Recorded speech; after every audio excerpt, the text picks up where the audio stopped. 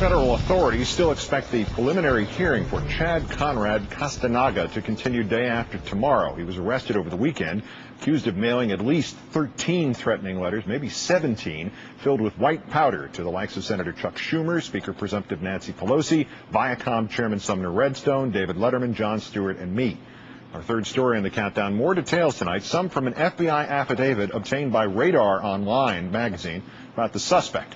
According to that affidavit, on the same day Castagana was picking up the envelopes and stamps at the post office for some of his terroristic threats, he purchased a $15 money order and had it made out to friends of Catherine Harris. The money order, in fact, may have provided some of the trail that agents needed to trace the threatening letters back to Castagana. The affidavit also describes him as a 39-year-old white man who lives with his parents in Woodland Hills in Southern California. It includes details of some of the notes Castagana sent with the white powder. One message intended for Comedy Central's Jon Stewart, but sent to the wrong Jon Stewart, read, quote, "Do you know Alan Berg? You should. Death to demagogues." That reference is unmistakable, as the FBI affidavit notes. Alan Berg was the talk radio host murdered by white supremacists in 1984. There are also references to poison and demagogues. Quote, "All of you are poisoning the well." One to David Letterman that read, quote, "Your kind are the real poison." The messages intended to Viacom Chair Redstone and Congresswoman Pelosi cannot be repeated on this broadcast.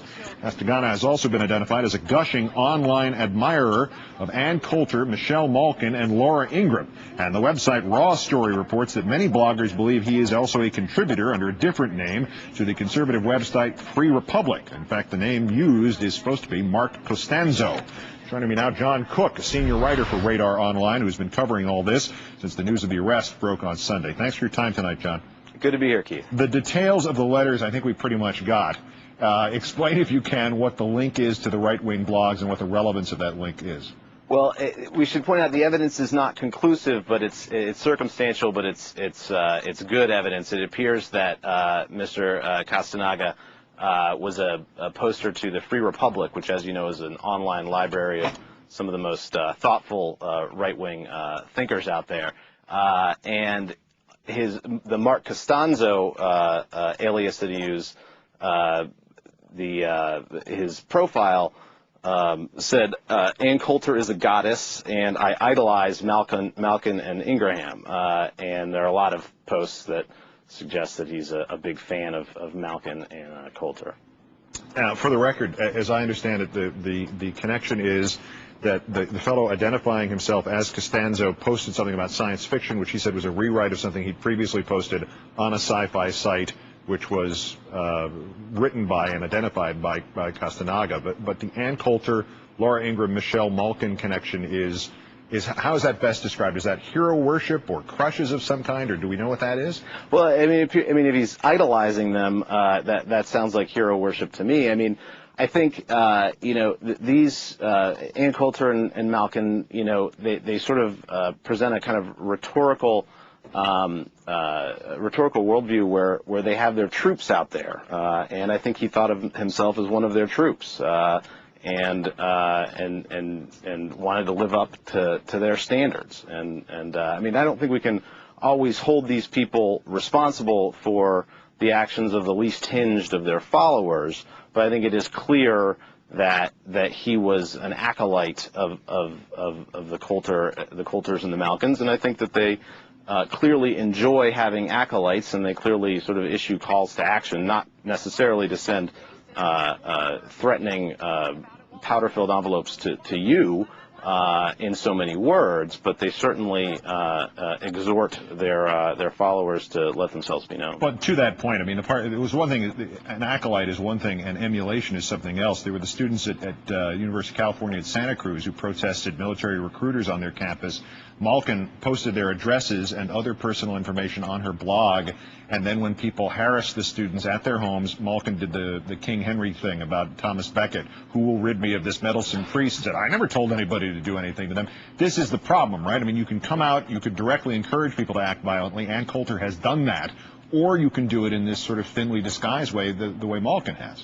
Well, right. But I think what Malkin wants to do isn't to tell people to act violently so much as I do think she wants to sort of introduce a kind of thuggish, sort of intimidating tone into the political debate. This kind of let's not let them boss us around anymore. I think that's sort of, she's got a very combative, kind of truculent rhetorical pose. But, you know, I mean, Ann Coulter has said some, you know, absolutely ludicrous things about, I mean, there's, you know, she once said that, you know, we need to execute people like John Walker in order to physically intimidate liberals, making them realize that they can be killed too. And when she says that, I don't think she honestly believes that I don't think she actually wants people to hear those words to go and physically intimidate liberals. I think she says it because she knows that if she says outrageous things, her speakers bureau's fees go up and her next book contract goes up. She's a professional agitator. Yeah, until it, you know, bursts into gunfire, nobody wants to see that in any direction. It's madness. But ultimately, about this thing and the things like it, is it not self-defeating for people who think they're acting even in their own warped view of patriotism? I mean, you might scare the victims, though there's no evidence of that in any of these cases. You can annoy, maybe inconvenience their coworkers or the people who handle their mail, but the only thing that's for certain in this is if you do something like this, and I was talking to these great FBI counterterror guys yesterday about all this, you waste hundreds of hours of their time that they could be spending on other counterterrorism cases. Absolutely. The lead FBI agent, special agent on this case is a member of the Joint Terrorism Task Force. And, you know, reading the affidavit in support of the search warrant for Mr. Castagana's house, there's like a Keystone Cops moment where these people are literally following him around Woodland Hills, California, watching him with letters in hand go from mailbox to mailbox looking for one where the pickup date hasn't passed. And there are a lot better things than that they could be doing with their time. John Cook, senior writer with Radar Online. We appreciate your time and your work on the story, sir. Thanks.